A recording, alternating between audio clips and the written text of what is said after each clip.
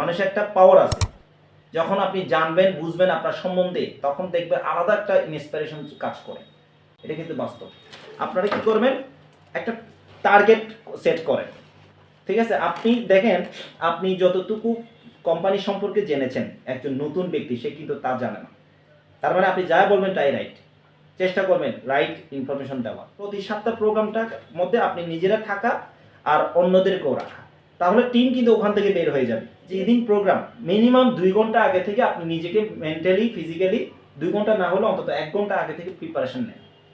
এটা খুব জরুরি। প্রিপারেশন হচ্ছে কোনটা, যাদেরকে ইনভাইট করেছেন তাদের সাথে কানেক্ট করতে হবে আগে। কারণ অনেক সময় আমরা একদিন আগে থেকে লিঙ্ক দিয়ে রাখি বা বলে রেখেছি যে কালকে আমাদের প্রোগ্রাম হবে বা সামনের সপ্তাহ প্রোগ্রাম হবে, এরপরে ওনার সাথে কোনো কানেক্ট নাই আপনার, যার কারণে প্রোগ্রাম দিনে আপনি লিঙ্ক দিচ্ছেন, উনি আর খবর নেই। পরবর্তীতে 3 দিন পরে নক করলো, ভাই প্রোগ্রামে আপনি ছিলেন, সে বলছে ভাই আমি তো নেটেই ছিলাম না। এটা কেন হয় জানেন? কারণ হচ্ছে এটা কনভারসেশন কমিউনিকেশন গ্যাপ থাকার কারণে।